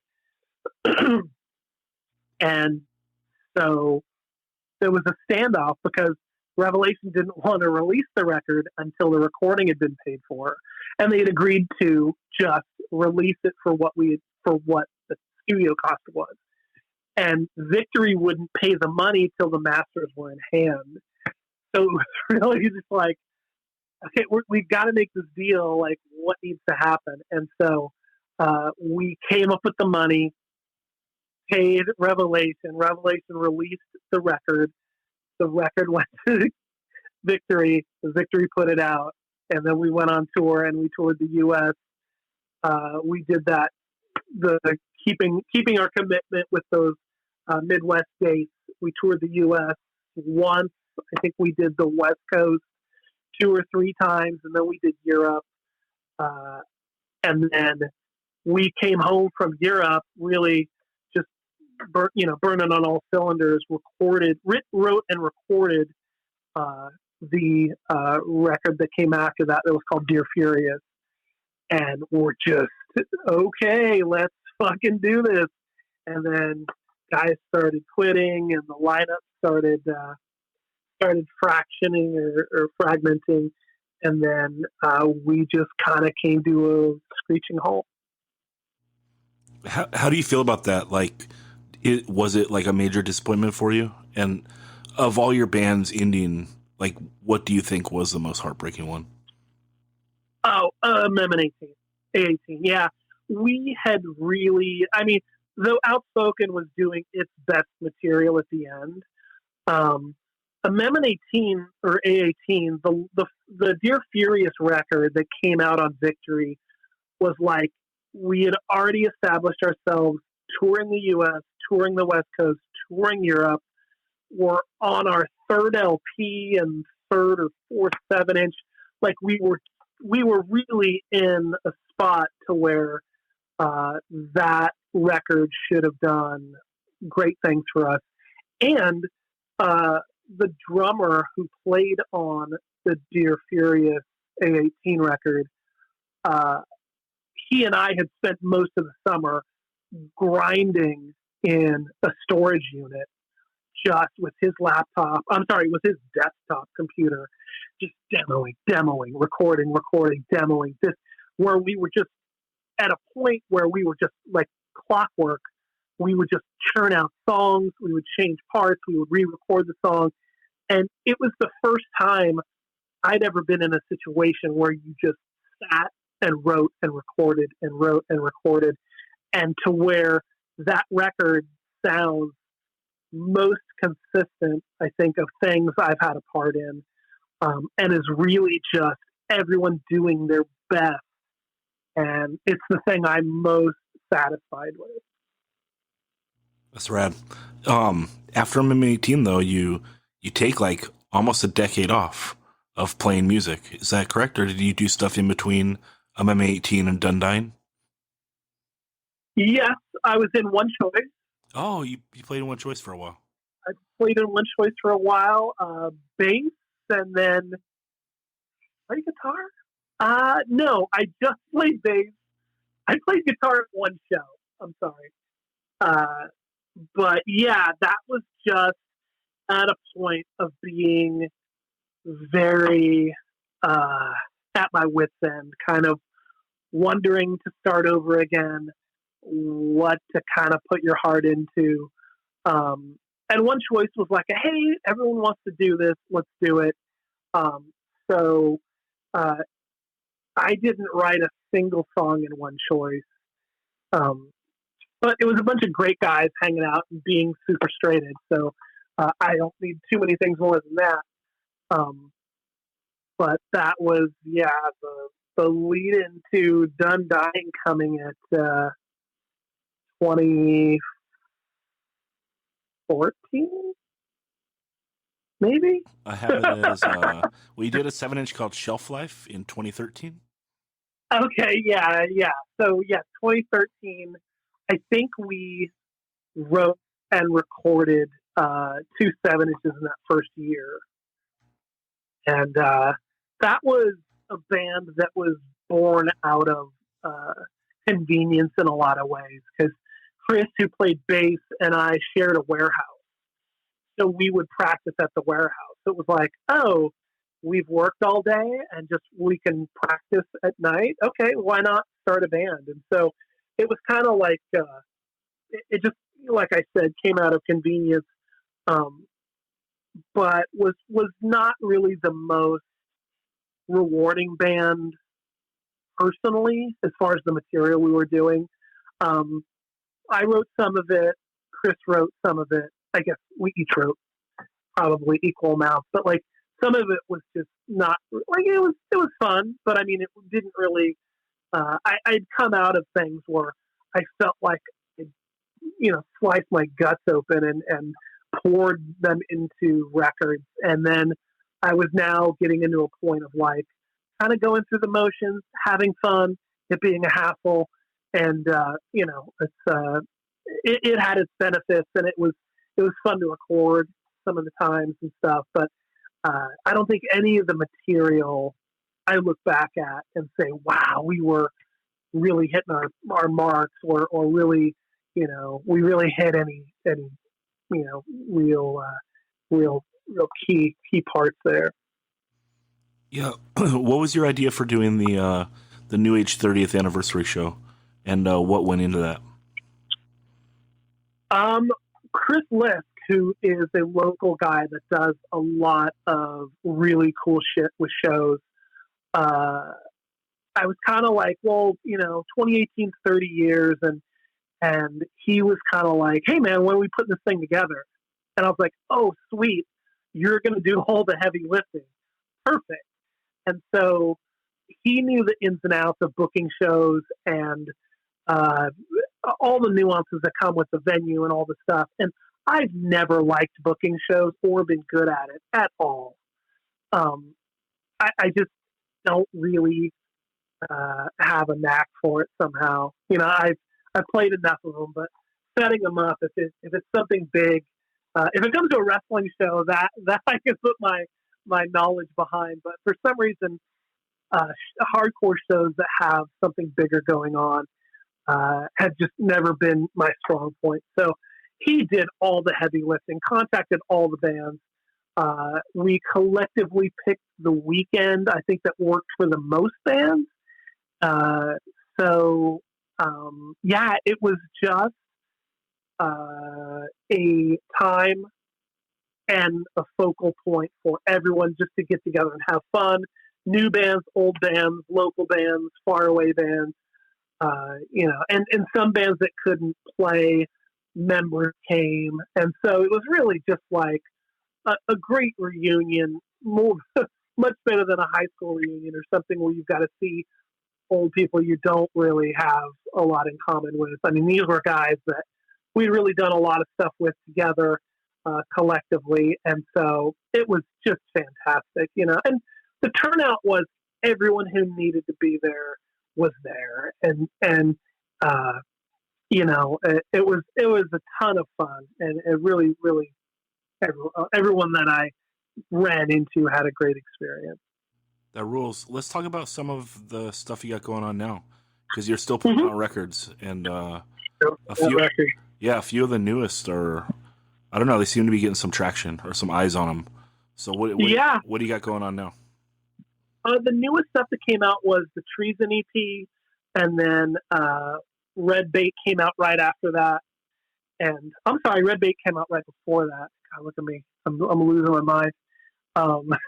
So the Crow Killer record is in my hands. It's shipping to stores this week. And then immediately after it, the Life Force record's coming out. And we just got test pressings today on a new band that's two of the guys from Life Force called Vanguard, which is a very straight edge, very vegan band. That is going to be a one-sided 12-inch EP.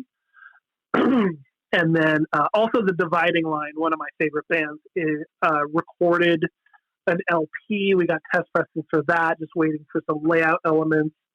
And it's funny. There's a lot of stuff happening right this minute, but after those releases I just mentioned, there's a bit of a hole in the atmosphere coming up. So I'm sure things seem to fall out of the sky in my lap. So I'm sure 2021 will have, 2021 will definitely have the Dividing Line LP.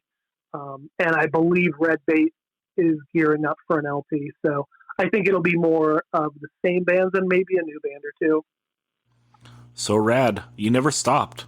Like, was there ever a year or two that you didn't put out something? It seems like you've been putting something out all the time. Yeah, the late 90s were a difficult time financially. We had an office in Europe that got hosed by some distributors over there. So we didn't really have enough leverage to collect on some debt. So there were some Europe distributors that were not paying bills. And then when that 1134 thing happened, that was 96-ish. We lost our warehouse right after that because we were just broke. And in addition to that, around the same time, we had a distributor on the East Coast left us, I want to say about 30 grand in the hole. So the mid-late 90s were pretty painful. So right after the Redemption 87 LP, we halted production. We had actually had the next Redemption 87 record, the one that ended up on Blackout. We had to turn away, as well as the trial LP that went to Equal Vision was also slated for New Age. So there was a time right then when we just were dead in the water. We were just we were stopped very short due to finances. Yeah, it's a bummer because that Redemption never came out on vinyl, and then that Trial is a great record. Yeah. It was a horrible time for us. Not only did I lose my warehouse, but I began running the label out of a bedroom in a house. And I literally had warehouse shelving pushed into a bedroom. I've got some photos of it. It's so depressing. But we'll use it as a show art. Yeah, exactly. It looks like, oh, what is that? Is that a junkyard? Oh no, that was New Age in '98. Oh fuck. Well, what can you do? The Trial Foundation 7-inch is my favorite, and you put that one out. Oh, awesome! Thank you. Yeah, I'm glad you like it. Yeah, I love it. Yeah, dude. So I'm gonna get peppered by everyone of all the stuff I missed. So I assume we'll have to do this again.